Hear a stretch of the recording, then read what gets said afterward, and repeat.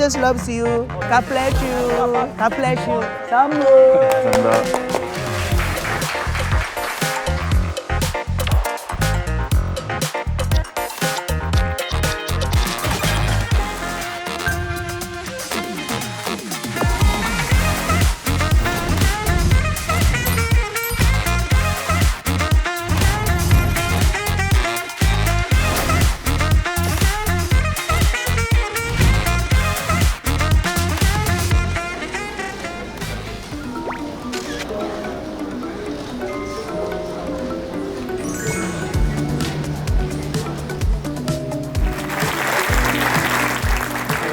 한국에서 오셔서 계속해서 강행군 속에 있습니다.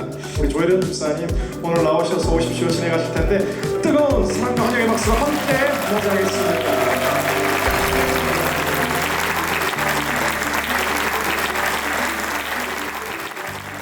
안녕하세요. 한국에서 온 성경 바람잡이 조이란입니다.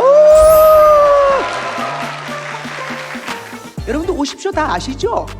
그렇다면 오십쇼가 5년이 됐는데 역대상하를 빼놓고 했더라고요. 그래서 역대상하를 미국에서 하자라고 해서 오십쇼를 오늘 이곳에서 하게 되었습니다. 오늘 하고 나면 여러분 마음에 하나님 저를 정말 아끼고 계시는군요. 그래요 하나님 더 힘낼게요. 저 하나님 한 분이면 성경 한 권이면 충분하다 이런 마음이 들 겁니다. 아니 그렇게 되셔야 됩니다. 근데 이제 들어가기 전에 구호를 외치는데 역대상 들어가기 전에 오늘은 특이하게 아메리카로 아메리카노 말고 아메리카로 그러면 마지막을 이렇게 하자. 오십쇼 오십쇼 가만 이렇게 자 갑니다.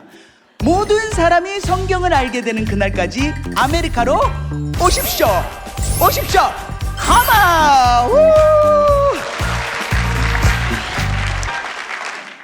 역대상하는 사무엘상하, 열왕기상하하고 내용이 좀 겹쳐요. 그런데 보는 관점이 그리고 쓰는 시대가 다르고 또 쓰는 사람이 달랐던 거죠. 사무엘상하 책은 언제 쓰였나 보니까 포로로 끌려가기 전이야. 열왕기상하는 전통적으로는 예레미야 선지자가 썼다라는 이야기가 있습니다. 그래서 그때는 잘못된 거 다 낱낱이 기록을 합니다. 근데 역대상하는 뭐냐면 바벨론 포로 70년을 생활을 했어. 이제 돌아오게 된 거예요. 그래서 우리의 근본이 뭘까? 우리가 뭘 잘못했을까? 정말 희망도 없고 이런 사람들에게 하나님이 너희는 이렇게 시작이 되었고 너희는 이렇게 근본이 있으며 그리고 예배를 회복해야 된다라는 그 메시지를 주기 위해서 썼을 거란 이야기가 있습니다. 자 그렇다면 성경 1장 1절 한번 볼까요? 시작. 아담, 셋, 에노스, 그 다음 2절 게남, 마할랄렐, 야하레 그렇게 이름이 쭉 나열돼요. 하나님께서 역대상에 우리를 괴롭히려고 한 것도 아니고 갑자기 1장부터 아담, 셋, 아노스부터 그 이름만 그냥 나열을 하셨어요. 자 이건 과연 뭘까? 하나님은 족보를 그러니까 지금 바벨론 포로 생활을 하다가 이 이스라엘로 돌아온 사람들에게 너희의 뿌리가 무엇이다라는 걸 알려주기 위해서 하나님이 1장부터 9장까지 쫙 나열을 합니다. 근데 이름을 그냥 아무렇게나만 나열한 게 아니야. 처음은 뭘 시작했어요? 아담. 최초의 인류야. 아담부터 스타트예요. 아담에서 아브람. 그러면서 아브람 자손은 뭐래요? 이삭과 이스마엘이잖아요. 그 중에서 진짜 하나님의 이스라엘의 자손은 누구죠? 이삭이잖아요. 그렇게 따라가요. 그러다가 34절을 보면 에서의 자손이 나와요. 자 여기서 여러분 에서는 누굴까? 장자였으나 진짜 팥죽 한 그릇에 나 배고프니까 장자국 먹고 너 가져 하고 나서 그거를 중하게 생각하지 않은 그 에서. 그래서 에서가 나오기는 하나 하나님이 선택한 이스라엘 민족의 계보를 따라갈 겁니다. 자 그게 어떻게 이어지는지 한번 볼게요. 2장부터 4장이 뭐냐면 유다 지파입니다. 왜 유다 지파지? 예수 그리스도는, 그리고 그 위에 다윗은 무슨 지파예요? 유다 지파야. 그래서 쭉 많은 12지파 중에 지금 유다 지파를 주민을 딱 한 거예요. 짜자자자 주민. 그러면서 4장에 보니까 여러분 되게 유명한 게 나와요. 4장에 9절부터 10절을 한번 보세요. 야베스 아시죠? 왜 이렇게 이제 집에 가면 딱 야베스의 기도 이렇게 딱 써 있잖아. 이 사람이 유다 지파였어. 자, 그럼 우리가 9절부터 한번 읽어볼게요. 시작. 야베스는 그의 형제보다 귀중한 자라. 그의 어머니가 이름하여 이르되 야베스라 하였으니 이는 내가 수고로이 낳았다 함이었더라. 그 다음 야베스가 이스라엘 하나님께 아뢰어 이르되 주께서 내게 복을 주시려거든 나의 지역을 넓히시고 주의 손으로 나를 도우사 나로 환난을 벗어나 내게 근심이 없게 하옵소서 하였더니 하나님이 그가 구하는 것을 허락하셨더라. 이게 야베스의 기도입니다.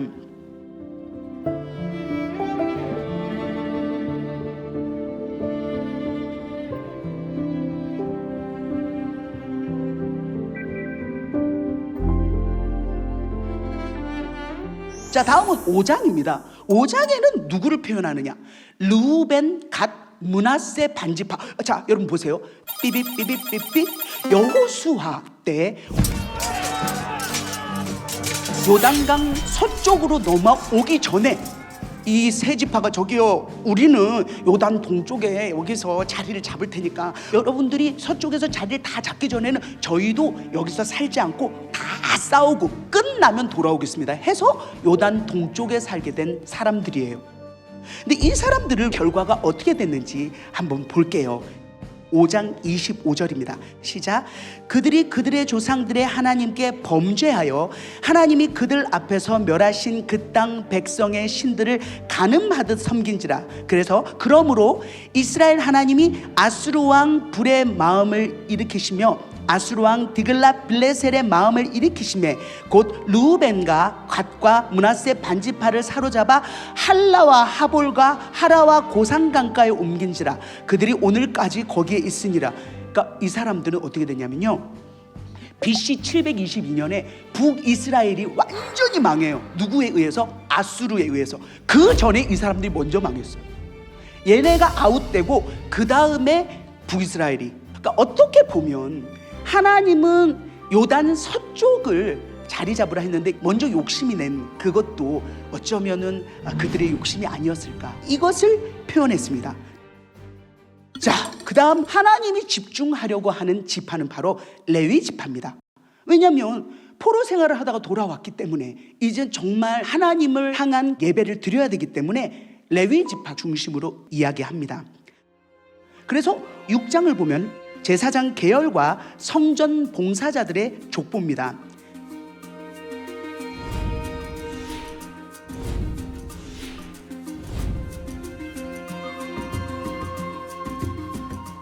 (7장에서) (8장은) 북이스라엘의 여러 지파와 베냐민 지파를 이야기합니다.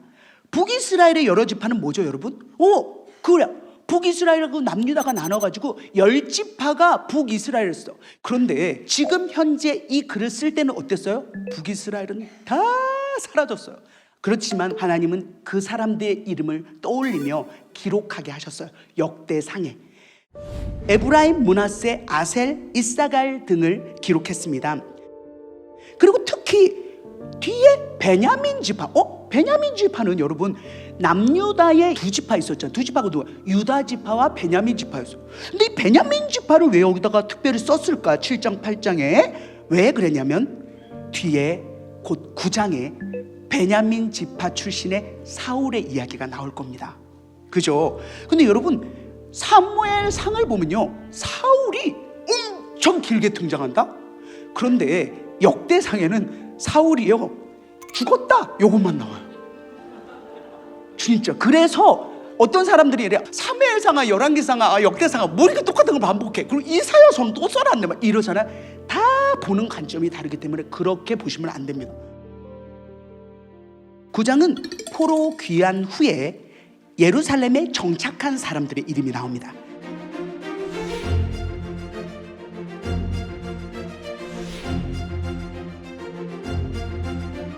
9장 맨 마지막은요, 사울 가문의 계보를 다시 언급합니다. 이렇게 흐름을 알고 보니까 왠지 애정이 가죠. 진짜 하나님이 성경 한 구절 한자라도 헛되이 쓴 게 없거든요. 10장입니다. 바로 어디로 푹 켰냐면 길보아 산에서의 전투입니다. 10장 1절 시작. 블레셋 사람들과 이스라엘이 싸우더니 이스라엘 사람들이 블레셋 사람들 앞에서 도망하다가 길보아 산에서 죽임을 당하여 엎드러지니라. 곧 뭐냐면 블레셋하고 사울이 싸운 거예요. 그래서 어떻게 됐냐? 사울도 죽고 아들 셋도 다 죽습니다. 자기가 맞았으나 아직 살아있으니까 옆에 있는 부하한테, 야, 난 쟤네들 할례를 받지 않는 애들한테 내가 창피하게 죽을 수 없다, 네가 찔러라. 저 못하겠습니다. 그래서 본인이 자결을 합니다. 그 상황이 여기 나옵니다. 그리고 나서 이스라엘은 완전히 패배하죠. 사울의 시체는 블레셋이 목을 달아놔요. 아들들 것도. 그때 사울이 도와줬던 길랏 야베스 사람들이 그 시체를 가져다가 장사를 해줬죠. 이 얘기가 나옵니다.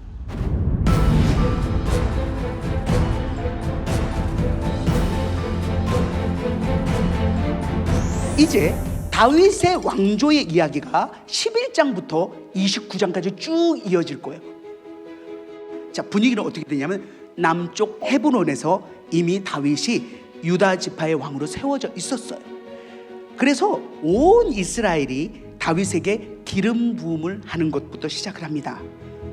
자, 이제 다윗이 어디가 있냐면 예루살렘이 있는데 거기를 여부스 족속이라고, 얘네 독한 애들이야. 왜?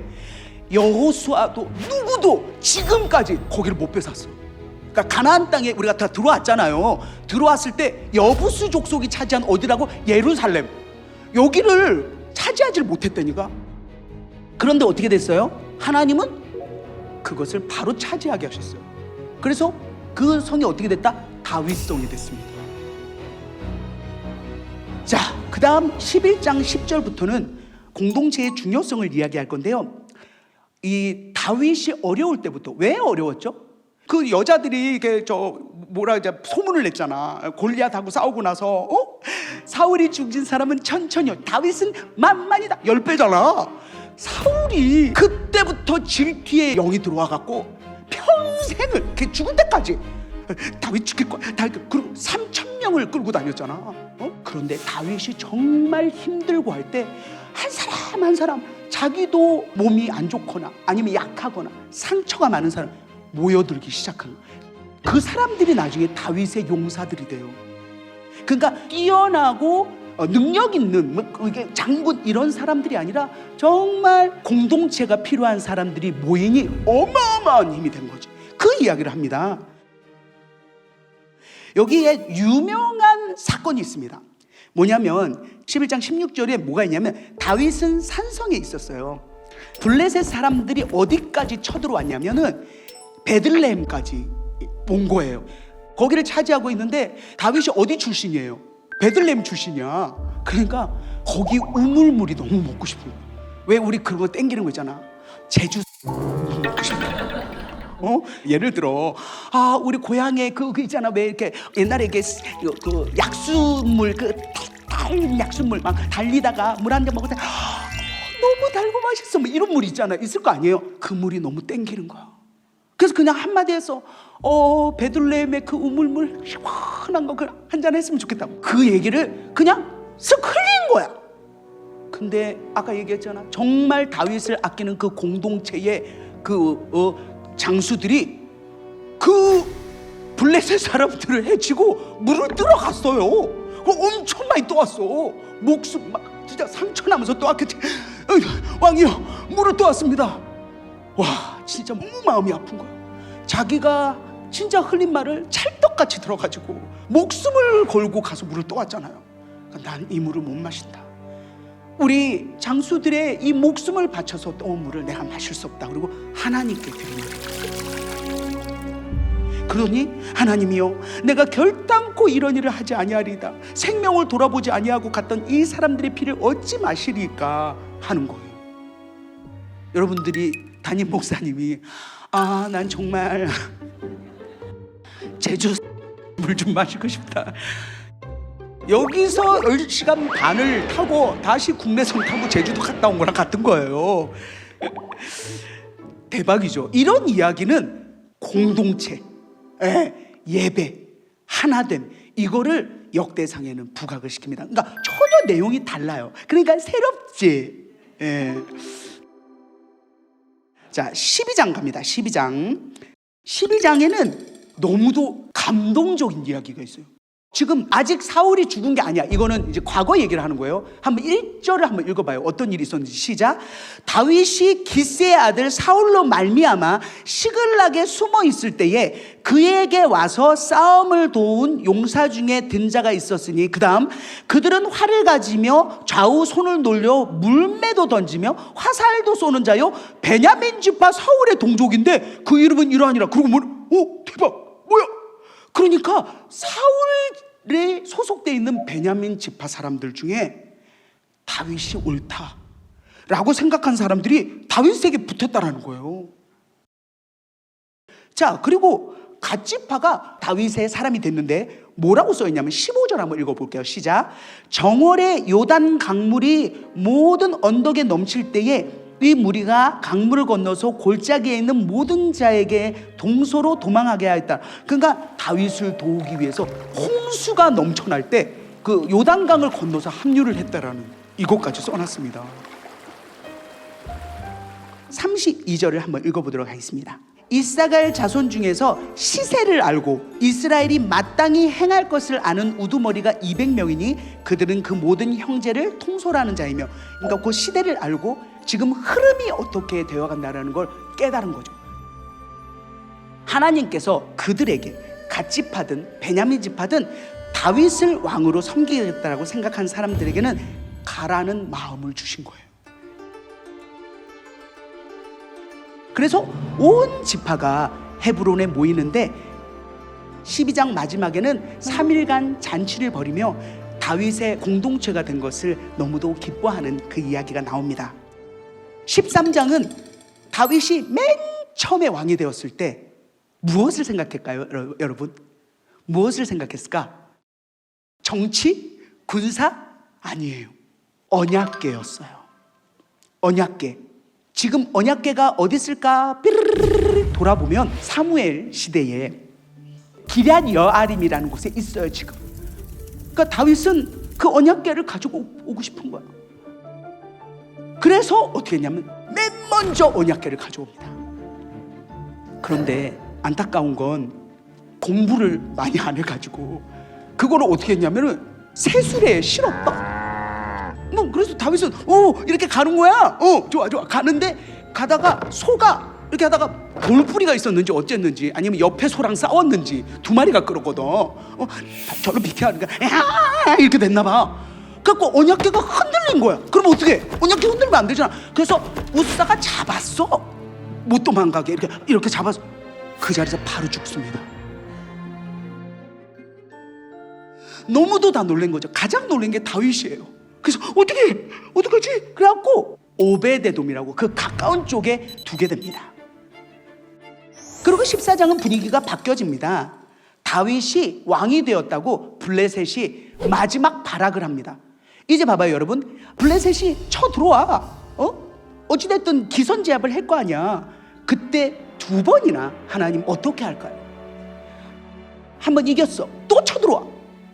하나님 어떻게 할까요? 그러니까 하나님이 다 이 아이디어를 주시며 또 복병을 심어두어서 다윗이 이기게 합니다. 14장 17절을 한번 읽어볼까요? 시작. 다윗의 명성이 온 세상에 퍼졌고 여호와께서 모든 이방 민족으로 그를 두려워하게 하셨더라. 이렇게 하나님이 하세요. 물론 다윗이 전쟁을 잘 하는 것도 있지만 하나님이 모든 지혜와 모든 생각을 주십니다. 그러니까 하나님이 뭐라고 했어요? 다윗은 내 마음에 합한 자라고.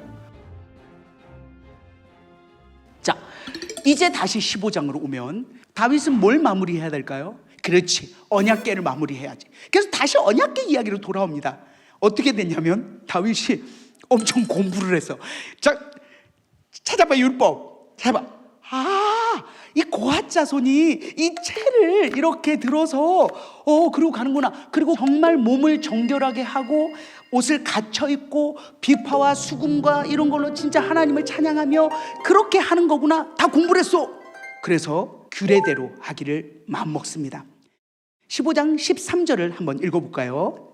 전에는 너희가 매지 아니하였으므로 우리 하나님 여호와께서 우리를 찢으셨으니 이는 우리가 규례대로 그에게 구하지 아니하였습니다. 14절 이에 제사장들과 레위 사람들이 이스라엘 하나님 여호와의 궤를 메고 올라가려 하여 몸을 성결하게 하고 그 다음 모세가 여호와의 말씀을 따라 명령한 대로 레위 자손이 채에 하나님의 궤를 꿰어 어깨에 매니라. 그리고 이제 걷는 거야. 그래도 혹시 모르니까 자 빨리 걸어봐. 들었어. 아직까진 괜찮아. 우사는 저번에 죽었는데 자 가. 그대로 한 걸음, 두 걸음, 세 걸음, 네 걸음, 다섯 걸음, 여섯 걸음. 아무 일 없어. 할렐루야. 여러분도 좋아하죠. 할렐루야. 우! 규례대로 자신의 열심이 아닌 하나님의 방법으로 하는 것이 너무도 중요합니다. 우리의 삶도 우리가 그런 거 있잖아요. 때론 나도 업돼갖고 막 오바해가지고 하나님보다 내가 먼저 알잖아. 나 약간 투머치잖아. 오버액션. 그래갖고 하나님을 가리는 행동을 어떤 때는 한다니까요. 우리 모두가 그래요. 그래서 혹시 내가 하나님께 여쭤보지 않고 하나님 앞에 서서 내가 하겠다고 설치는 건 아닌지 그것을 반성하게 되는 부분입니다. 그래서 어떻게? 책을 읽어야지. 성경책. 그죠? 25절에서 29절을 보면 비파, 수금, 재금 다 불면서 하나님께 찬양을 합니다. 그래서 그때 유명한 다윗이 뭘 해요? 춤을 춥니다. 그래서 데이비드 댄스라고 있잖아요. 요건가? 요런 거? 너무 좋아서 앞으로 전진했을 거야. 간다 이런 식으로. 이건 조혜련 댄스입니다. 네. 근데 사무엘서를 보면 그 부인 미갈이 요 높은 데서 보다가 왜냐면 이렇게 막 춤을 이렇게 췄나 봐. 이렇게 치니까 속옷이 보일락 말락 했나 봐요. 그러니까 아이고 왕이 채신머리 없이 잘한다 이러면서 비웃었단 말이야. 그래서 그거에 대해서 다윗이 미갈한테 한 이야기를 사무엘서에는 있지만 여기에는 그냥 미갈이 업신여겼더라 정도만 포인트입니다. 왜? 우리 역대상은 그 방향이 아니에요. 아닌 것보다 다 편집됐어요. 자, 16장은 이제 언약궤를 장막에 모신 거예요. 다윗의 장막이야. 그러니까 두 군데입니다, 여러분. 왜 번제단하고 제사 드렸던 거 있잖아. 옛날에 성소, 지성소 이거 만들었던 그거는 기브온 산당에 있습니다. 근데 다윗이 언약궤를 가지고 온 것은 다윗성에 있는 다윗의 장막에 넣은 거예요. 그러니까 두 군데로 나눠져 있다라는 거, 요거는 좀 이제 생각을 하시고요. 그래서 이제 언약궤를 다윗의 장막에 모신 거예요. 그러니까 지금 봐봐, 언약궤가 그 블레셋 거기에서 세상에 다곤 신전에 있다가 어디 갔다가 그렇게 해서 지금 돌아온 거야. 여러분 기쁘죠? 예. 그래서 너무 기쁘니까 번제와 화목제를 드리고 백성들한테 떡, 야자 열매 과자랑 건포도 과자 그걸 나누어 줍니다. 제사로 끝나지 않고 정말 공동체 전체가 하나님의 언약궤가 돌아온 것을 기쁘게 여기며 축제를 벌입니다. 그 내용을 한번 볼까요? 16장 7절에서 36절인데요. 앞에만 한번 살짝 읽어볼까요? 8절부터 다윗이 되어서 같이 외쳐보도록 하겠습니다. 시작. 너희는 여호와께 감사하며 그의 이름을 불러 아뢰며 그가 행하신 일을 만민 중에 알릴지어다. 다음, 그에게 노래하며 그를 찬양하고 그의 모든 기사를 전할지어다. 다음, 그의 성호를 자랑하라. 여호와를 구하는 자마다 마음이 즐거울지로다. 아멘. 그리고 15절을 보면 그 언약을, 하나님이 주신 그 언약을 영원히 기억하라라는 이야기를 줍니다. 그리고 이 이야기를 마지막에 합니다. 만방의 모든 신들은 헛것이나 여호와께서 하늘을 지으셨도다 라고. 그리고 여호와께 감사하라. 그는 선하시며 그의 인자하심이 영원함이로다 라고 합니다. 37절에서 43절을 보면 다윗은 아삽과 그의 형제들을 언약궤 앞에 두어 날마다 찬양하게 합니다. 제사장들은 번제와 제사를, 즉 예루살렘에서 예배와 찬양이 계속 이어지는 그런 아름다운 도시로 변해간다라는 거예요.